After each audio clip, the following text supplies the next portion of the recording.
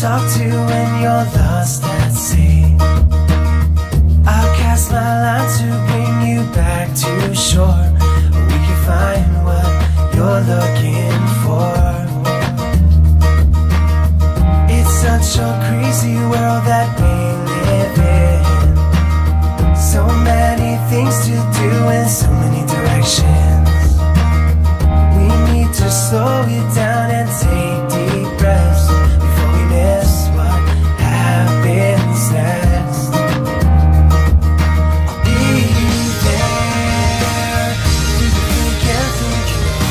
I care enough about to let you in. Hello and welcome to Saving Lives with Bernadette. Bernadette is not with us this evening. She had a different, she had something else that she needed to take care of tonight. My name is Art Ackerman. I'm here with you, with bringing you Saving Lives. And we have my good friend Jim Gaven with us tonight.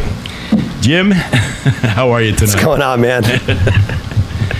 What's the matter, Sam? And my daughter Sam is here. You can't see her or hear, but she's here with us. I was going to say, Art, if you found a way to become Bernadette, you got to let me know your secret to changing sexes immediately, because that's amazing. Bernadette is much better looking than I am.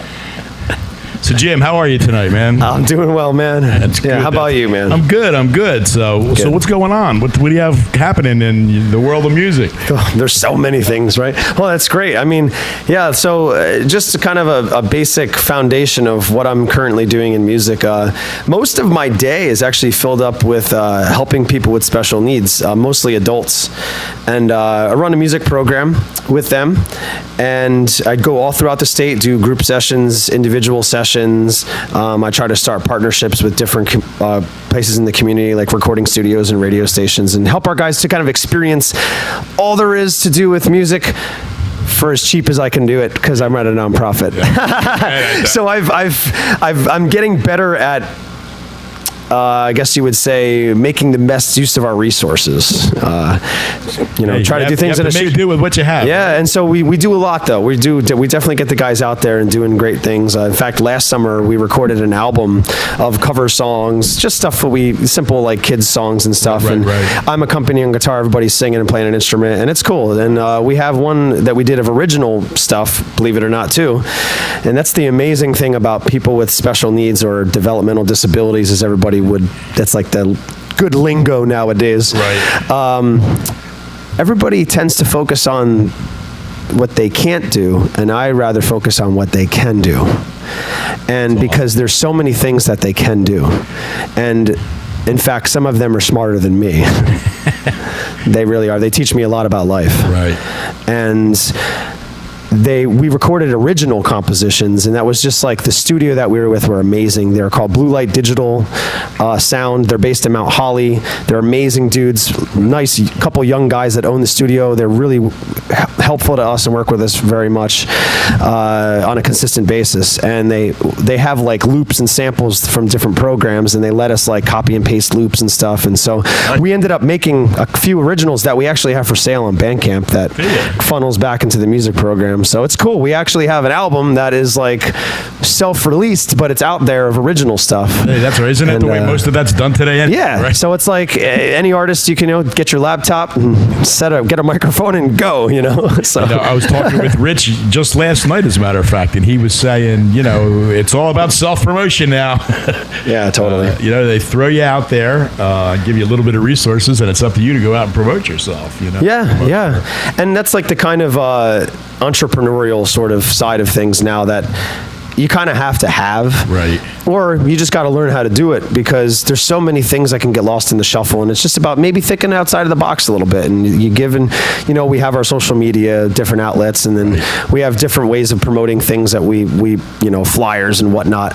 But trying to think outside of the box is kind of been a cool challenge for me, even with working with the people in special needs, and even just like promoting different things in general. Like I don't want a Facebook post to just get lost in the shuffle when I could maybe send an email. Remember email? Yeah.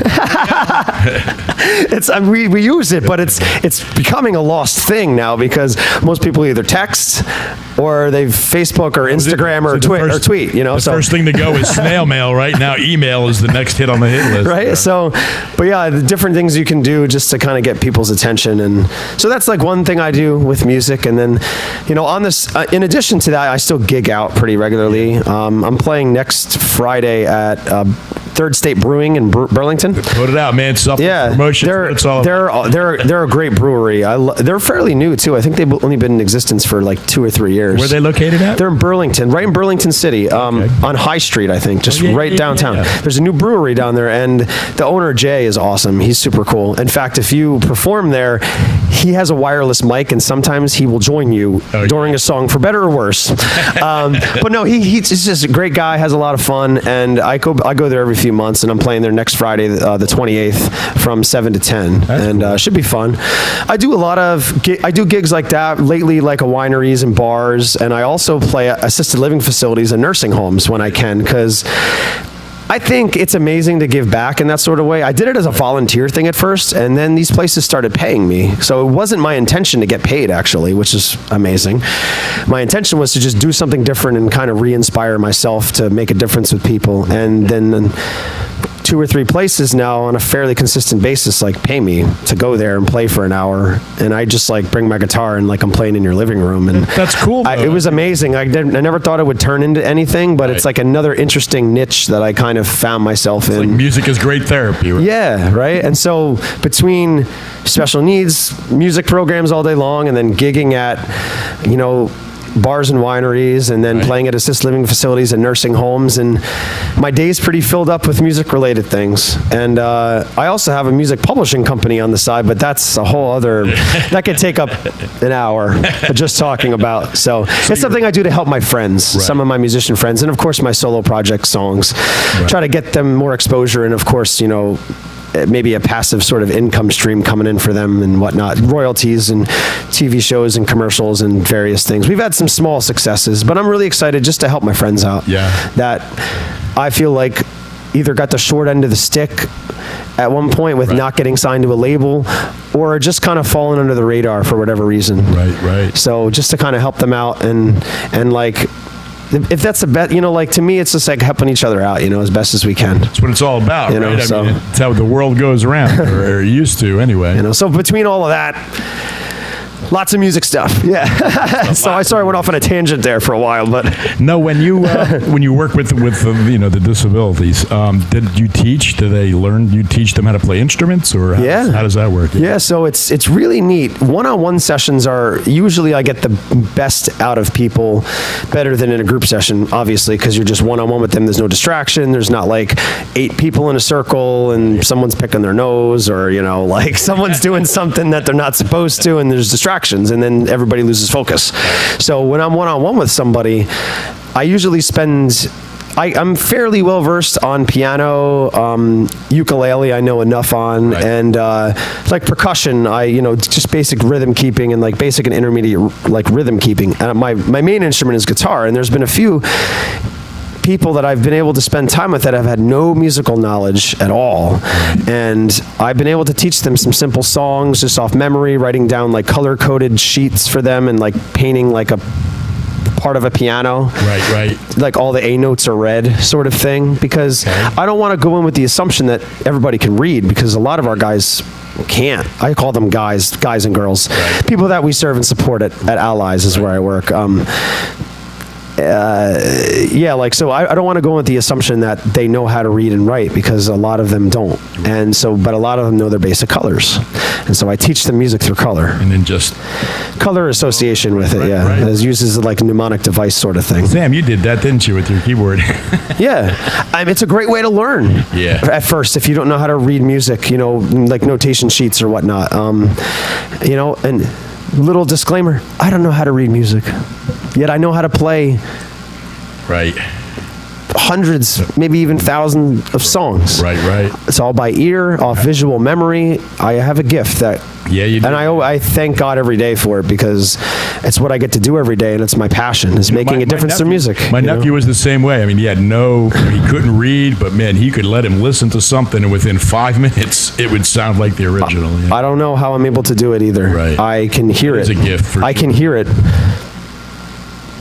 It's bizarre. It's not ours to ask why, It's right? it's hard to explain. If I try to explain it to somebody, they look at me like I have four heads. Like, what? But I don't expect them to, because I don't even understand it, like how I'm able to do it. It's just my fingers go to where they're supposed to go. So you have such a busy schedule. You have a young, almost 2-year-old son, right? Yeah. Singer, songwriter, Yeah. publisher. Yeah. What do you do in your spare time? Sleep. No.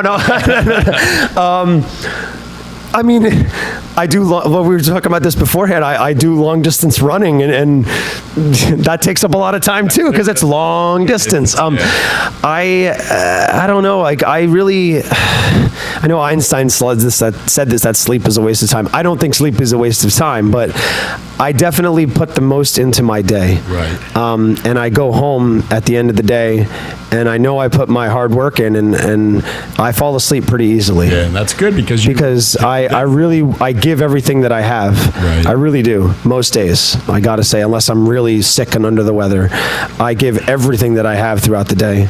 And singer, songwriter, dad, publisher, and somehow you found time to write 2 books? Yeah. Because I'm a glutton for punishment. You are a glutton. No, I did. That came just, honestly, I do a lot of my writing, whether it's writing songs or I've actually written children's books too that are really simple children's books, more for my son. Right. And you can self-publish them and whatnot, but they're all like based around alliterations, and we just have fun with them, like stuff with the ocean. And I'm just like, Willie watches whales, and it's just like this boy named Willie, and he's a picture of a whale. But that's a whole sentence made of the letter W. So for instance, just an example, I do that with many different topics. It's more for him to learn different words and just have fun with. But yes, during the winter I write a lot because I'm not really gigging out as much, I'd say. Right. My work. What I do at work, they don't have me at all these like extra events. They do that more in the summer, spring, when it's nice weather. So in the winter, I'm able to get home earlier. My son goes to bed, and then my wife goes to bed fairly early, and I usually stay up, and I'm active with my mind. So that gives you some quiet time to write? Yeah. And so, yeah. These books, they're short reads, which is good because that's the kind of reader I am. If I'm going to have a book, it better be a short and sweet. That gives me something meaningful. Right. And so that's kind of what I did with the 2 books I wrote. Finding Your Own Tempo was my first attempt at like organizing my thoughts in like a book format. Right. It's pretty cool. Way different than writing a song. Because a song you get 3.5 minutes. Right. This is just like blank slate. Could go on forever. Could be the song that never ends or the book that never ends if you let it. So it's about condensing it into meaningful things for me and what I can get across. And Finding Your Own Tempo was just about paving your own way through life and at least when I was a kid. Not that my parents did a great job raising my brother and my sister and I. They were great role models. They really were. But like every good parent, they want their child to succeed. And it was always like, you should go to college. You should do this. You should do that. And that's fine. But maybe college isn't meant for everybody. Maybe somebody's got to go into the army or military. Maybe someone wants to be a mechanic and they want to go to a trade school. Right. And then they spend 4 years and are in $200,000 worth of debt. For what? To be a mechanic, where they could have just went to trade school? Right. Yep. But I get it. I get why parents do that. Like I said, I have a 2-year-old son. I don't know what I'm going to do when he gets to that age. But my whole attempt with this book is just paving your own way through life and not necessarily listening to naysayers or people that are going to try to fill your head with doubt. Like, are you really going to do that? Like, how hard that's going to be? Do you really want to do that? Do you really want to be a musician? Yeah.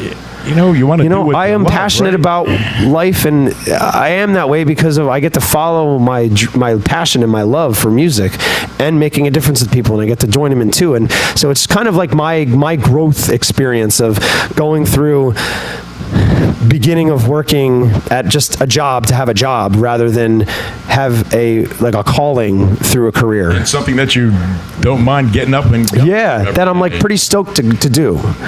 And those are rare opportunities in life. yeah, and I didn't know what that was like before I started in the human services field, helping people with special needs. Honestly, in many ways, the people that I serve and support like saved me. Right.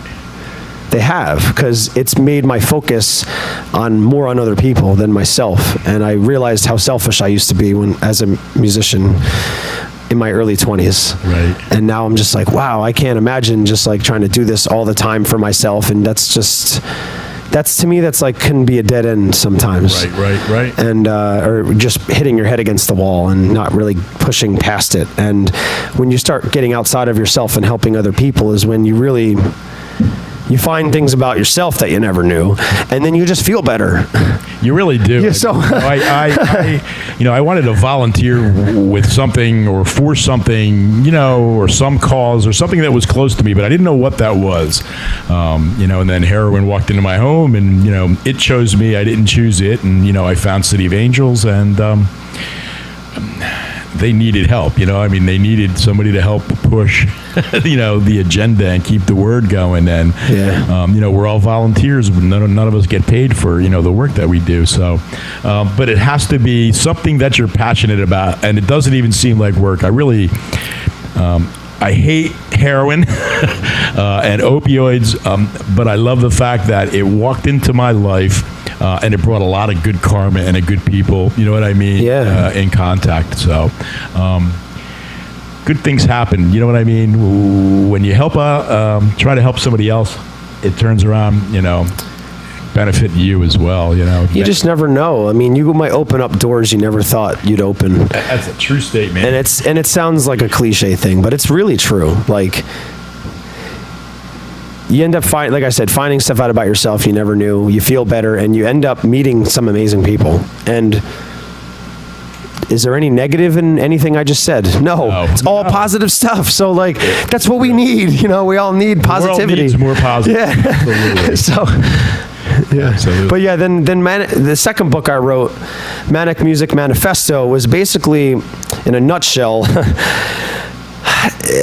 the powerful effect music has on all of us, whether you're a musician or not. Right. And of course, I'm biased. I'm a musician, so I know the effect it has on me. But I started getting into more of the neurological side and watching videos and reading Oliver Sacks' book, Musicophilia, which is really cool. He takes different subjects, people, and that have these rare diseases or cognitive disorders, and then for instance, this one guy had Tourette syndrome, and he was really bad. And when he played drums, he didn't have it. He literally did not have it when he played drums. Wow. He could have or somebody else who had massive stutter couldn't have a conversation like we're having right now without stumbling over every single word. And I watched this. This is straight up. It's on YouTube. Right. You can YouTube it. Oliver Sacks, Musicophilia, maybe Tourette syndrome or stuttering. And this guy would play the drums, have a conversation with you at the same time, playing really complex stuff, just like we're talking right now. Right. But when you took the drumsticks away from him, he'd be like...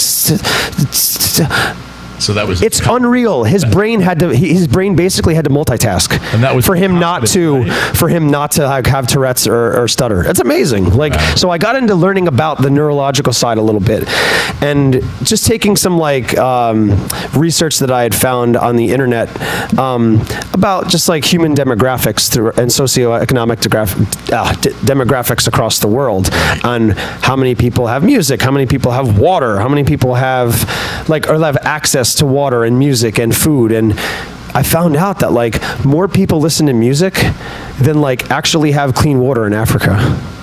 And that's scary. Yeah, it is scary. But music is therapy. And that's so I presented some of this stuff in the book, and just like for myself, even like discovering, holy crap, I didn't realize like that was a thing. That's really depressing to think about. But the fact that we can have music and positively affect each other, these places still have music. These places have music that don't have clean water and food still. Like, think about it, like in Africa, like in like a place like Uganda, maybe, I'm just throwing a random country out there. I'm not exactly sure if they have clean water or not, like to the extent that we do in the US. But let's say a country like that doesn't have clean water, but they still play instruments. They still have music. They still do drum circles. Right. And they still sing. So they still have music. There's still culture in But they don't have clean water and food. And it just makes me like, boggles my mind. So I wanted to present some of that just to show like how music has such a profound effect on everybody. It does. Across the world. It truly does. Whether you have resources or not, you have music. And how amazing that is, you know, and how we can pull from that. And not only that, I wanted to showcase a few of my really good musician friends and people that have inspired me along the way, that they're doing it in adulthood, which we all know is a lot harder than childhood. You have way more responsibilities. And the fact that they're still making a career out of making music. Right. And that's not an easy thing. It's not an easy thing to do. You know? It's not an easy thing. You know, it inspires me, so I had to showcase them, you know, talking, like we said before, different ways to promote things. So I paid a whole chapter of like 12 musician friends of mine that are doing their own thing instead of making like a Facebook post about it. They're in a book now. So I don't think people really realize that for every one successful musician that they come across, there's 25 that are struggling, you know what I mean, to get their maybe even more than that, but it's a lot. Yeah, it's a lot. It's not an easy business, you know, to be in, and I imagine it got worse. 25 years ago, you know, I spent 15 years on the road with the Grease Band, and man, that was... Did you really? That's awesome. But I'm sure you have many stories then, huh? Yeah, we can... That's for another night. I'm sure those stories are pretty wild. You know, but again, we know when you're on the road, you don't really, you know what I mean? You don't think about all that stuff. You don't. Really just takes it away. But, you know, 25 years ago, the music scene and the bar clubs and everything is way different than it is today. You know, with the drink and driving laws and all that. I mean, people just, you know, they'll go out on Friday and Saturday night and they'll call Lyft or Uber, you know, to get home now, which is great. Smart. But back in my day, they didn't do that, you know? I mean, they were, you know, leaving hammered and getting pulled over, and there was just a lot more going out, and I think a lot more live entertainment. Yeah, there was. It's starting to make a comeback a little bit. At least summer times are great times because that's really when the live music comes out, you know? Yeah, you could bet on having more live music in the summer. Really anywhere, I feel like. Right. People are more inclined to come out of their shells and out of their holes, you know, so to speak. Outside, just to get out and do something else and experience some new things. But yeah, original live music has just been so hard to do. Right. As far as playing out goes, you know, and performing. You know, you could do it from home and record and release an album. People might be more inclined to buy it than actually come out to see you play live. Right. Well, you almost have to lure them in with the cover, you know what I mean? Yeah, you do. Slip some of your originals. That's what I end up doing. I end up playing, like if I play a winery or a bar or a brewery, I end up playing like, just say I do like 3 hours where I'm performing for 3 hours. I take a break in the middle. 90% of those are covers. Right. I throw in maybe 5 or 6 originals out of a 3-hour set. Right. But it gets you to introduce. It gets them a little bit in there. You never know who's standing there. you never know. But and then, you know, if at the end, if they like it, I burn CDs. I'm like real old fashioned like that still. I've never pressed a CD of my solo project, like actual CD, because I just think a lot of places want you to do like 500 to 1,000 copies, and I don't want to. All the music that I write and record, I'd be sitting on 10,000 CDs in my trunk of my car, and out of all that money, and I just release digitally, and I burn maybe 10 CDs at a time, and bring them to a show, and you can even make a beautiful cover. For and everything, and I don't have to spend whatever amount of money it's going to be to have 1,000 CDs sitting in my trunk. Right. That I may never give away. That's you know, a statement, man. And I don't want that. So I made a decision a long time ago that I was never gonna, you know, press actual CDs and just do digital releases and then burn copies as needed for live shows. Right. You're listening to City of Angels Recovery Radio. It's 8:25. If you'd like to call in, if you have any questions, comments for Jim or myself, the number is 609-241-7103.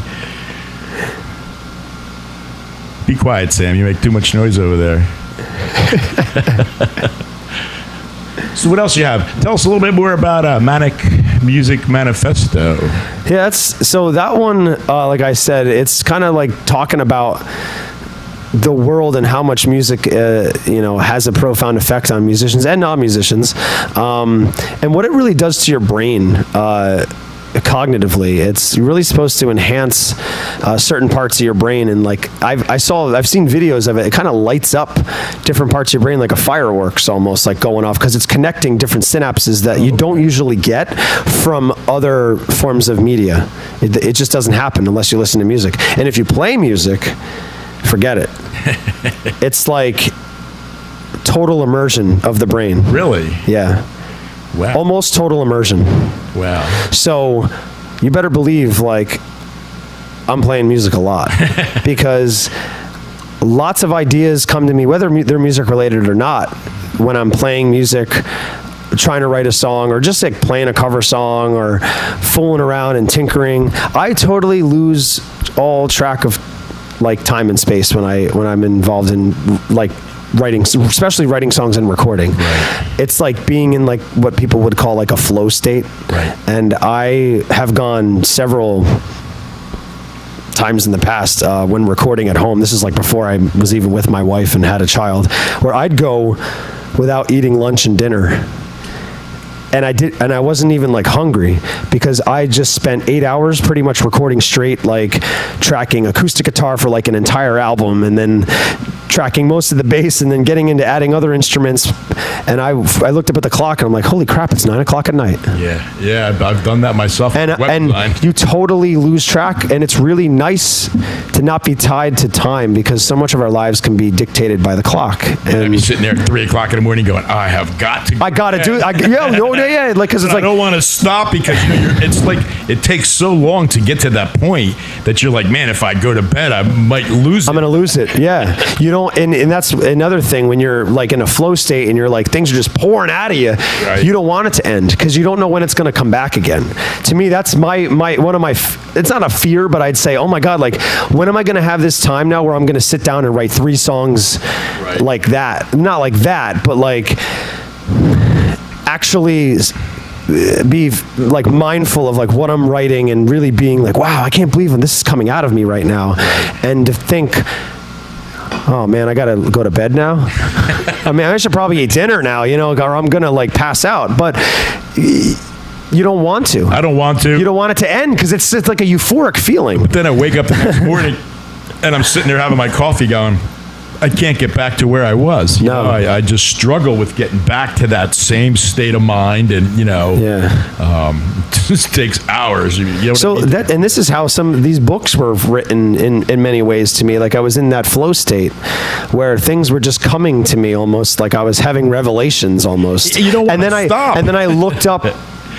Obviously the statistics that I brought out, because I'm not going to make them up. Like, I've cited sources and whatnot, like you have to, but like the things that were just more of like, I don't know, maybe my own feelings and thoughts and beliefs were just kind of pouring out of me, and like it was just amazing, and I didn't want it to stop. And so a lot of the both books that I had written were written, I think, fairly quickly, and like in the grand scheme of things. And then I edited it and made them into chapters, and had to tweak things and pull them this way and that way. But the main bulk of like the writing, which is like sort of done like stream of consciousness way, was just came, and maybe in a few weeks I had written each book in a couple weeks. Do you think that comes out pretty, without having to edit it too much?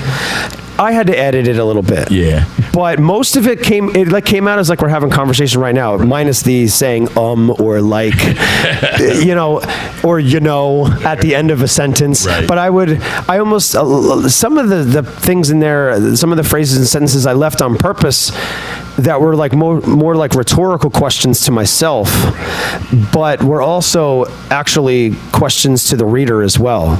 So it kind of left that space for like, wait, is he talking to me, or is he talking more to himself? And I did that on purpose, because it's like the idea is to just make you think. Right. With paving your own way through life, with like finding your own tempo, that book. And then, wow, I can't believe like what music really does to the brain. Right. And maybe I should like listen to more classical music, or maybe I should, pick up an instrument, because it's never too late to learn. Right. It really isn't. No, it's not. And that's the great thing about life. Life's a continual learning process. Isn't it easier to learn as we get older? Yeah, I don't know. Is it? We become more dedicated, I think, to learning than when we were younger. That's what I hear. I see that in myself, You're definitely more committed to it. Committed to wanting to learn as you get older. I've even noticed this in myself. Like, I want to learn this because I feel like I'm going to be able to put the time in to do this. I put the time in with other things, and you have confidence in yourself or belief that I've already done things that I think are harder than this, and I can tackle this next thing. Right. So that's kind of where you get to, is like your inner self-dialogue sort of thing. I keep telling my kids all the time, man, like, you're going to graduate from high school, and a year to a year and a half after that, you're going, I wish I was back at school. They're like, no. I'm like, yeah, it's going to happen, man. But I do. I just think we learn better. We're more open to learning. Yeah. When I'm younger, all I did was sit in class going, is the day over? Is the day over? No, I was too. You just looking at the clock, wishing, man, I hope it's 3:00, and when does summer vacation begin? Then I had a job, and all I cared about was when I was going on vacation. Yeah, that gets flipped. There's definitely a flipping process there, yeah. So have you written any new music or recently? Or? Yeah, I've written, how recent are we talking about here? I'll leave that to you. I haven't written too many things like full-blown vocal track songs that actually have like lyrics to them since my son's been born. I've written, I don't know, maybe 10 or so. A lot of them have been about him. Yeah. Because that's been the inspiration, and he's given a lot of meaning to my life. And but yeah, I mean, I do. So I've written a few like songs like that, like maybe 10 or so songs. Not enough to really put an album together, I'd say, because you gotta. I like to do like concept albums where you got to find things in the right vein and not just throw a bunch of songs up on the wall and random. That's random, like that's another random one. They don't make sense as a cohesive unit. Right. So I've on the side, when I'm not writing books or running around like a maniac all over the place. Again, happens in the winter more often. I use GarageBand on my iPad, and I track and arrange like instrumental stuff. So that's something else I've gotten into, is like short 30-second to minute clips that you could like have in like a TV commercial or something. And I tried to pitch them to different places. Actually, I've used some of your instrumentals. Well, my life. Well, I appreciate that. Yeah. In some of the things that I've done for City of Angels, that's really cool. Some of our short movies. It just makes sense. I love being able to take some of the local musicians, yourself and Ernie White, Tom Rioch. Yeah. I mean, those guys are great. Yeah, they really are. Yeah. I actually recorded with Tommy not too long ago. Did you? Believe it or not. Yeah. I helped a friend that he has that that writes lyrics but doesn't play any instruments, and Tommy arranges all the music. Yeah. He's amazing. Yeah, he is amazing. And his friend of Tommy's name's Frank. I don't know how to pronounce his last name. But he wanted me to sing on a few of his songs that he had written, like lyric-wise. So I went in last fall, actually, to Tommy's home studio and recorded a few like songs vocally. Yeah. So I got to work with Tommy. He was a great guy. His new project is going to be, they're going to do an Allman Brothers tribute in March of next year, so they're starting to work on it already at Kelsey. Those shows are great. I've gone to a lot of them. Yeah, I guess this year was Asia, right? I didn't go this year, but I've been to a lot of the other ones. I think I missed Quadrophenia. I missed that one, but they actually played at Robbinsville's Community Days. Oh, did they? Yeah, it was Tom, Mario, DeBartolo. Mario, he's great. It was Jerry Steele there too. Jerry was with him. Actually, it was the whole crew that did that does the special shows. They're amazing. What they did was a tribute to all the different shows that they did. So they played for like 2 hours, and they played a few songs of, you know what I mean? That's great. They'd say they pulled from a lot of great artists. Yeah. It was a good time, man. So yeah, I have done more instrumental things, I'd say, rather than that I don't intend writing lyrics to. It's just short, uplifting instrumental, fun little clips that you could like add into a commercial. Like for instance, I recorded a couple things that I thought would actually do really well for like Apple or Windows, you know, because Apple's got their own thing that they do almost with like classical music here and there. And there's a few things that I wouldn't call it classical, but they're classical in nature because there's some cool string sections that are very like methodical that I put in there that I thought maybe would work, you know, for like and I contacted Apple. Like I just went through like trying to see if I can contact somebody. No one ever got back to me, but you just never know, you know. So it's different things like that I'm trying to get into as well for like even the publishing company I have, trying to see if I can spread something here or there that you wouldn't normally think of. Right. Yeah. So we're about 25 after the hour. I see you brought your guitar with you. Did you have something you wanted to share with us tonight? Or? Yeah. I'll play this song for you I wrote called The Next Step. The Next Step. No, it's not from the movie The Hangover when they're on the roof and they say, to the next step, right? And everybody clanks glasses and does a shot. It's not about that. Not about that. This is a song about taking the relationship to a next step, and you're kind of not sure where the relationship is at because you're sort of in that dating phase and you're like, are we boyfriend or girlfriend? I'm not sure, because I've been there before. Have you been there before, Sam? Yeah. So yeah, we've all been there, I'm sure. I don't need to know that. Sorry, we're bringing stuff out now. But yeah, so it's kind of about that kind of experience and wanting to take it to the next step, right? You know, and hoping to be on the same page as that person. Awesome. So yeah, here it goes. Here it goes.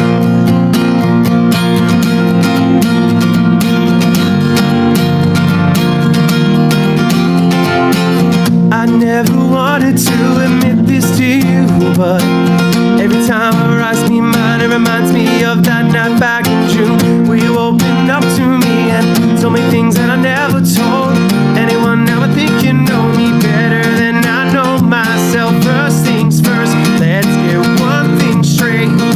You and me, girl, yeah, we've got our own way, and I've lived and I've learned, so for better or worse, the pieces back in place. This is the first time that I make it last.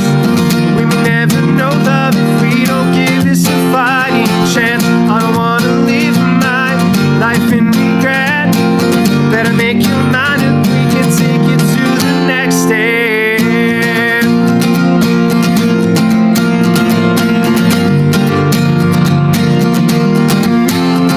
Check it, from the front, from the back, from the left to the right, through the ups and the downs, we'll be side by side. Shoulda, coulda, woulda, knew you would make me feel at all for good. Sharing secrets, telling stories. There will never be a night that's boring, and anytime you feel it, you're standing still. Take it to a higher level, play and feel. First things first, let's get one thing straight. You and me, girl, yeah, we've got it so late, and I've lived and I've learned, so for better or worse, be with me every day. This is the first time, better make it last. We may never know love if we don't give this a fighting chance. I don't wanna live my life in regret. You better make your mind up, we can take it to the next step. Are you ready? 'Cause I know I am. What you see is what you get. If you're ready, then come take my hand. This is the first time.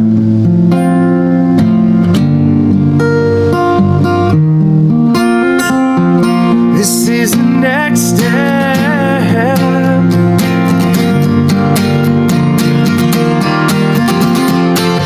This is the first time, better make it last. We may never know love if we don't give this a fighting chance. I don't wanna live my life in regret. You better make your mind up, we can take it to the next step. The next step. Take it to the next step. The next step. Take it to the next step. All right, yeah. That was awesome, Jim. I pull a lot of Third Eye Blind from that, actually. That song was really inspired a lot melodically, the second verse especially, from Third Eye Blind, because they have this sort of really neat way that they kind of almost rap in certain songs. And they were a really big influence for me when I was first like getting into music and like wanting to learn songs and stuff. So I pulled a little bit from like Semi-Charmed Life on that one with that was awesome. with like the second verse. It's like not too many songs that I've been able to kind of almost like sort of rap sing, and it works for that one. That was awesome. That's an awesome version. It really, really is. Thanks, man. Do you have it recorded? I do. I actually recorded that with my buddy Nick, who I'm in a duo with, but we very rarely get together anymore because it's just hard. We send stuff over the internet once every blue moon, but we call ourselves Age of Wisdom because we feel like you never really reach that. So it's that kind of goal to try to reach that. You do, I'm sure, eventually, but it's that sort of longing and searching for as much wisdom as we can in life, and that's kind of where our band name came from. I mean, I'm 61, I'm still searching for it. Yeah, I mean, that's a good thing, though, because life, again, I think it's a continual learning process, and once you stop having the desire to learn, it's sort of when you start like dying, where you just start not to really live anymore. Oh, yeah. I think you have to, to keep life fun, you have to keep that inquisitive side of yourself. You know what I mean? Yeah. Motivated. Yeah, for sure. For sure. So, yeah, that song, I wrote that one before we were, like, thinking of what songs we're going to actually put out, and I was like, I think this could be really cool if we did this like me and you, man. And it wasn't just a solo song that I did, but so yeah, that's on our first EP we released a few years ago called The Story of Man. Nice. Yeah. All of our things are pretty silly with that. Yeah. It's not like an epic, this is the story of man. History of the world, part one. Yeah. So it's just like going through young adulthood into like real adulthood now, right. Sort of that process and what that kind of looked like to me. And Nick too. Nick's a phenomenal guitar player. I love Nick. He actually I wrote a short blurb about him in Manic Music Manifesto because he's a friend of mine that I had just met maybe 5 years ago, and it's, you meet some people and they're just like, man, how have I not known you my whole life? And I just felt like he's somebody I've known my whole life, There's few people that I feel that with, like that connection with. Yeah, it's hard. And Nick is a special guy like that, he's a great guy. We don't come across those kind of connections all the time in life, and you have to really milk it for what it's worth. Nick is like one of my best friends. Yeah. And we talk about life, we talk about many different things, not just about music. And that's what I even cherish the most, is like not even when we don't even do music, it's just we just talk about life. And you know what, but those talks about life inspire something within you. You know what I mean? That's going to be creative in your songwriting. Right? Yeah. And it's nice to have somebody to play off of. Yeah. We read each other really well musically. It's like being married, right? Not all the time. No. But it is. Yeah. Yeah, I mean, Nick, we read each other really well musically, for sure. He kind of knows like where I'm going to go. If I'm working on a rhythm acoustic guitar, he's like, you're gonna go here, aren't you? I'm like, yeah. Like, we sometimes have written songs like that just kind of pop out like that, like really quickly. But he knows your style, and you know his style, and I know he has a very definitive way he plays lead parts, and I really love it because he could shred. He can play really difficult, complex stuff. I've seen him, but he chooses not to in the songs that we do because he'd rather play something melodic that's going to be the best for the song. And to me, that's what a great guitar player is. Right. Not somebody who can just play behind their neck or, you know what I mean, or play with their teeth. That's all the fun bells and whistle type things. Right. Nick can do that stuff. I've never seen him, but I'm sure he could. He could do the fancy guitar playing really super fast. Right. And he does in a couple songs that really call for it. But he holds back, and I love that because he knows what goes where when it's supposed to go there, and he doesn't try to just, I'm going to take a solo now because I'm playing lead guitar. It has to have a home. It's very tasteful. Right. And to me, that is what distinguishes a great, amazing guitar player than just somebody who can just shred. Okay, great, you can shred. Right. But can you have it make sense in a song? And Nick does that very well. He he's like a surgeon with it. Yeah. Like he's very methodical and like, I could do this, this, and this, but I'd rather do this part because this sounds like it's going to make the song like better. Right. And that's what we do. We challenge each other to make the song better by putting what's really necessary there and taking out stuff we could build a song up with 50 tracks in it, but why does like this acoustic track need 50 tracks in it? Why does this acoustic song need 50 tracks in it? This is silly. Right. Let's pull back. And we pull it back till there's almost nothing left and we're like, this is how it's got to be for this one. Right. Hey, sometimes it's the most simplistic approach, right? Yeah, it's amazing, and that's great. But that's neither. But I needed to give Nick a shout out. He's awesome. He's a great dude. That's good. Hey, maybe we can get him on the show with you sometime. Oh, it'd be great. That'd be super cool. I know it's hard to get you together, but maybe we can arrange that. So even if we don't play for months and months at a time, we can get back together, and it's almost like we haven't practiced. So, if our listeners wanted to hear more of Jim Gaven and your music, how could they find that? Sure. You can go to jimgavenmusic.com, and my name is spelled with an E-N at the end. A lot of people want to spell with an I-N. Blame my ancestors for that one. But it's jimgavenmusic.com or jimgavin.bandcamp.com. You can go on iTunes. You can really Google my name and find a few different pages about music stuff. If you were to just Google my name, you'd find at least 5 pages worth of like music related things on there, whether it's for work that I'm doing with people with special needs or stuff I've released. So it's probably the easiest way. Just Google my name and you'll find some stuff. We're gonna include some of that when we put our post out with the the audio and the video from this show tonight. We'll include all of Jim's links to his music. So if you want to learn more, if you want to find out where Jim's playing, you'll have all that information at your fingertips. Nice. Yeah, man. So what else is going on? What do you want to talk about, man? What do you want to tell us about? I'm going to tell you. I'll tell you about the time. No, I'm just kidding.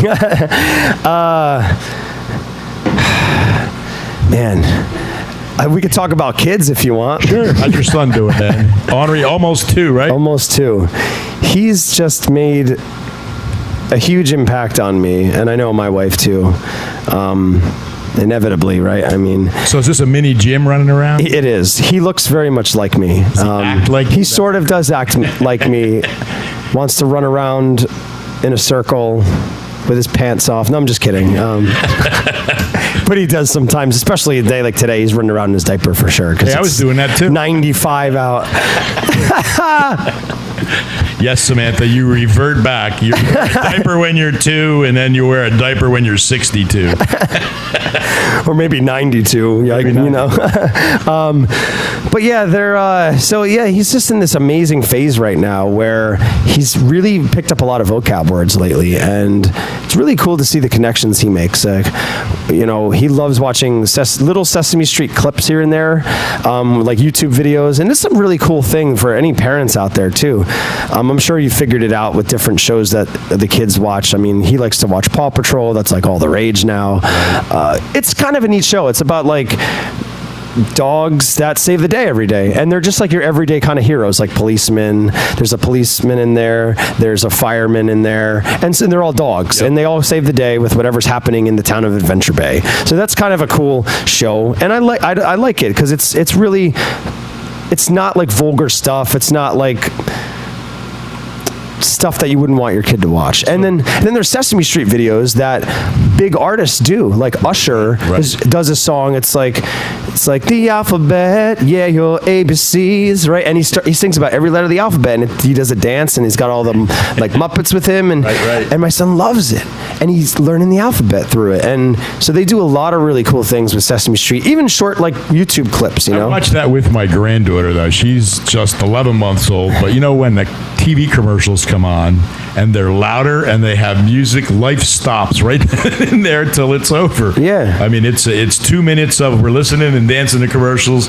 and as soon as regular TV comes on, we just turn back and go back to whatever. It's like glued to the TV screen. Yeah. But yeah, it's amazing too. The kids really pick up on the music, they really do. My son, I'm so glad that he's into this too.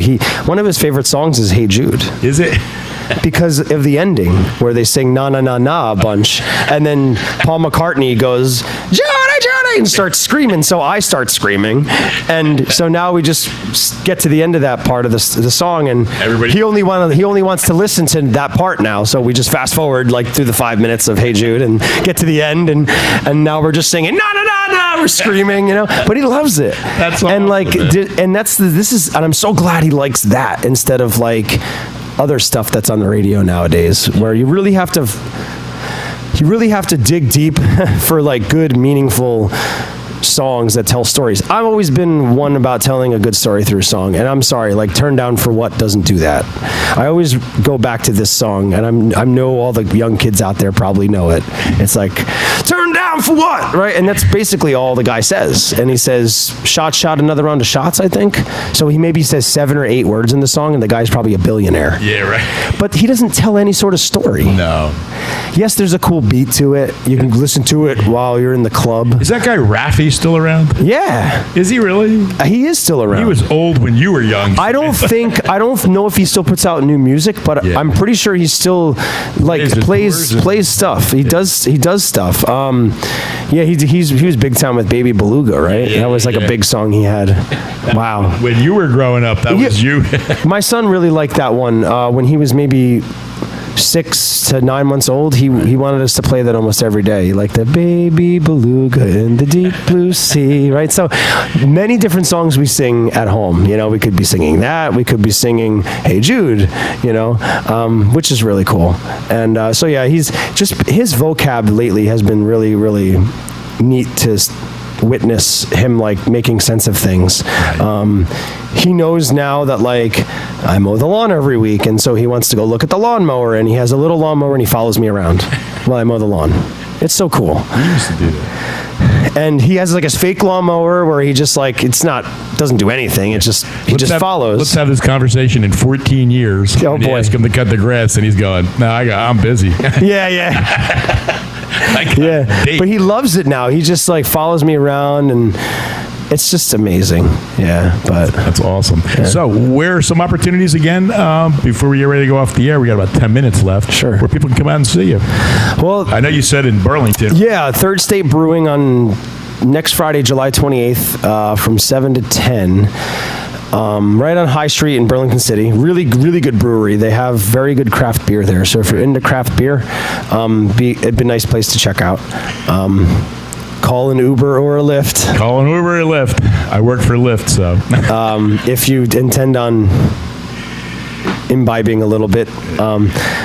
But after that, I'm not sure. I think I'm playing Iron Plow Vineyards, so a winery. It's down in Columbus. Oh, yeah. Really nice winery. Very new, too. Young couple that owns it.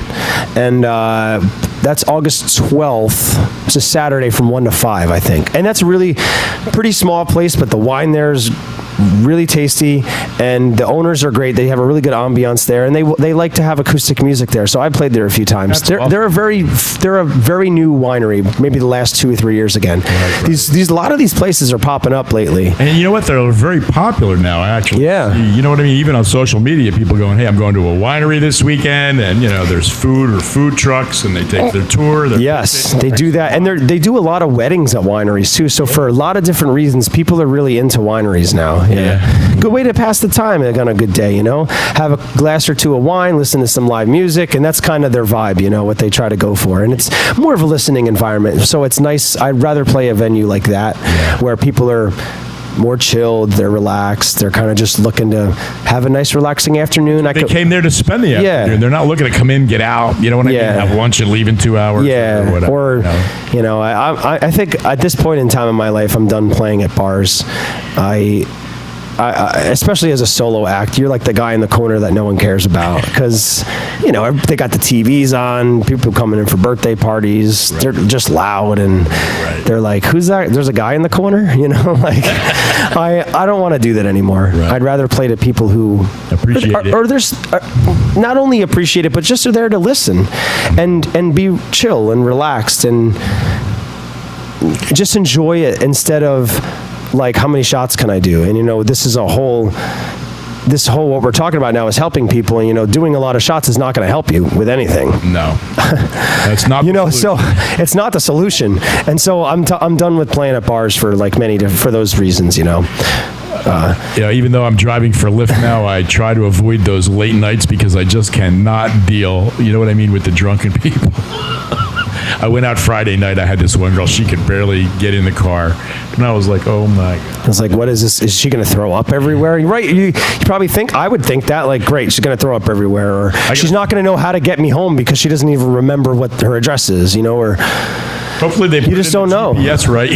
right. We pick them up. Right. So, I mean, but yeah, like, and then after that, so I got the Third State Brewing, and then I got Iron Plow, and then in September, I'm playing at a brewery based in Toms River. A high school friend of mine, his wife owns the brewery. They opened it up. She was a home brewer and decided that she wanted took it to the next level with her dad. Nice. And they're called Rinn Duin Brewing, and they're, I think, right on 37 in Toms River. Yeah. I've been there a few times, but this is the first time I'm playing there, and I just want to kind of help her out because their beer, again, very good craft beer, and she's got some really unique things that they do with the beer that they make. They take different kinds of hops and malt from not just this area, but they've tried to import it from like England and Ireland, and they try to do like English or Scottish ales. Oh, okay. That's kind of what they started or if you were to call it their mission when they first got into brewing beer. Right. So yeah, they take a kind of different approach to it than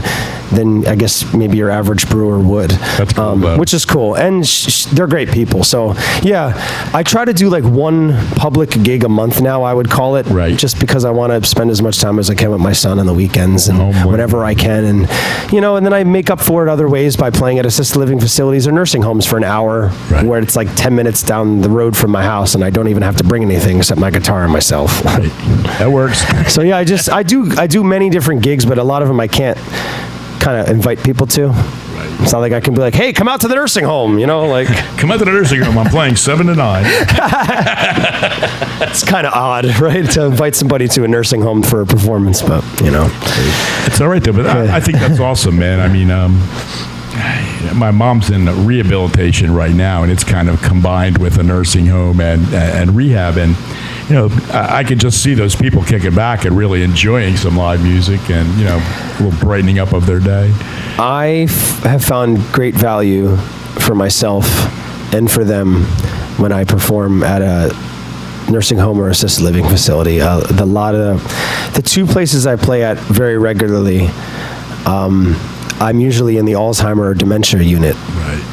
And most times they're sitting there blank-faced, and when I come, I make it my mission to just, this is my time to liven the room, right, and brighten their mood, hopefully, and sing some oldies but goodies for them. Yeah. And now there's a few people that are there for a long-term basis that right, they do remember me. But which is really cool because some of them I only play once a month at, right, and they remember. Oh, hi, how are you? Is your mom coming today? Because sometimes my mom comes and joins me sing, and the fact that they associate me with somebody else and they remember that is huge. Right.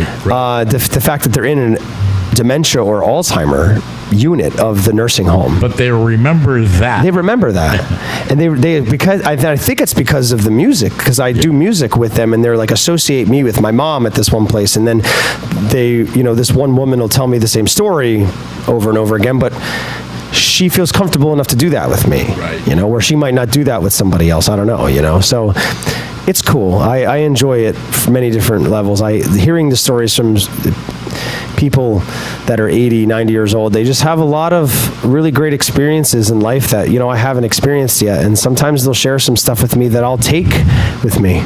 That's a great, a great attitude to have, though. You know what I mean? To be able to talk to somebody older and soak it in. You don't usually see that in the younger generation. Well, why would I would just challenge the younger generation to just go with the mentality like, well, why not?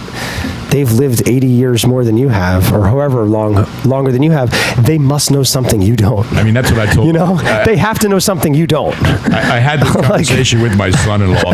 You know, he's about your age, you know, and I was like, I got 50 years on you. That's 50 years of life experience. I'm not saying I'm smarter than you. I'm just saying I've experienced more things. You know what I mean? And Yeah. you know, maybe I can tell you something that you didn't know, Or even if you might have known that already, you might not have looked at it in that sort of way. Right. So it makes you think about things differently. Right. So even that is educational. right? It's just looking at things in a different way. Yeah. You know, to get somebody to look at something in a different way is not always an easy thing. Well, you have do, to be but- open to it. Yep. If you're not open to receiving it, it's not going to happen. Yeah, Absolutely. so Absolutely. and this goes along with this whole message, right? If you're not open to receiving help either, And we're it's here. really hard to break through to people, but you have to try to be open. You have to do your best to, and I know it's hard, but just to be open to it, because there are people, so many people willing to help, Yeah, absolutely. you know, with anything. And if you or a loved one is suffering from addiction, you know, reach out to us at City of Angels. You can call our hotline, 609-910-4942. It's 24 hours a day, 7 days a week. You know, reach out. Someone's there to help you, you know, and help get you through this. So that was our evening with Jim. Jim, thank you. So it goes by fast, doesn't it? I can't believe an hour's gone by. You know, people amazing. are like, oh, I don't know what we're going to talk about. Next thing you know, we're going, wow, the show could be 2 hours. Or 3. Just go and go and go. But again, you know, if you need help, you can call City of Angels at 609-910-4942. You can visit us on the web at www.cityofangelsnj.org. Also, we have our biggest fundraiser of the year coming up September 9th. It is our walkrunwiththeangels.com. We have Rich Shalanda and Flying Dreams will be our musical guest. Maybe I could talk Jim into joining us there Saturday morning. We'll see. I might be able to come out and run. You know, I do the long distance thing, so I'd be down. Yeah. And you can learn more about our Walk Around with the Angels at walkwiththeangels.com. So we're going to end this evening with another song by Jim. It is My Life Juice. We actually play it here on City of Angels Recovery Radio. He also gave me a instrumental version of that, which I use quite often. Thanks, man. That's a lot. I appreciate you having that out there for everybody. Yeah, no, we really appreciate you. You know what I mean, helping us out, and you know what I mean. You got some awesome music, man. I appreciate it. Thank you. Jim's helped us out on several other occasions too, and we've had different fundraisers and things. He's come out and played for us. And You guys have a great thing. It's to volunteer your time to help other people is a huge sacrifice, and you're doing it for the greater good, and sometimes it's hard to see that, you know, but deep down in your heart, I know everybody knows that you're there for the greater good and to do people well, and that's the best thing we can do in life, really, is to just be there for each other, you know. it's the only thing we can do, I feel, is Yeah. to be there for each other. I mean, you know, we're one human race, man, and anything we can do to make each other's lives a little simpler, we should do. For sure. So, we want everyone to have a great rest of the week. Enjoy your weekend. We're going to end tonight with My Life's Juice.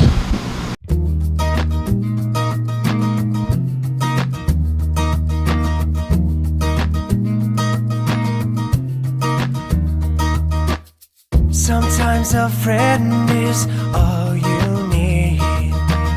Someone to talk to when you're lost at sea. I'll cast my line to bring you back to shore. We can find what you're looking for. It's such a crazy world that we live in. So many things to do in so many directions. We need to slow it down and take deep breaths before we miss what happens next. I'll be there even when you can't think you know that I care enough about to let you in. So call me anytime you want. Listen to your favorite song. Forget about the world for a minute or two. Take all your empty pain, flush it right down the drain. Fill your heart up with some of my life juice. 'Cause that's what friends are for. Life juice. Sometimes a friend is all you need, someone to talk to, keep you company. I listen well to what you have to say. You tell me things that I'll take to my grave. And when you think you're just too weak to go on, I'll be the one to help you pull through strong. I lift you up when you were on the ground. We can stand up to what puts you down. I'll be there through the thick and thin. You know that I care enough about to let you in. So come anytime you want, listen to your favorite song, forget about the world for a minute or two. All your empty pain, flush it right down the drain. Fill your heart up with some of my life dreams. Life dreams.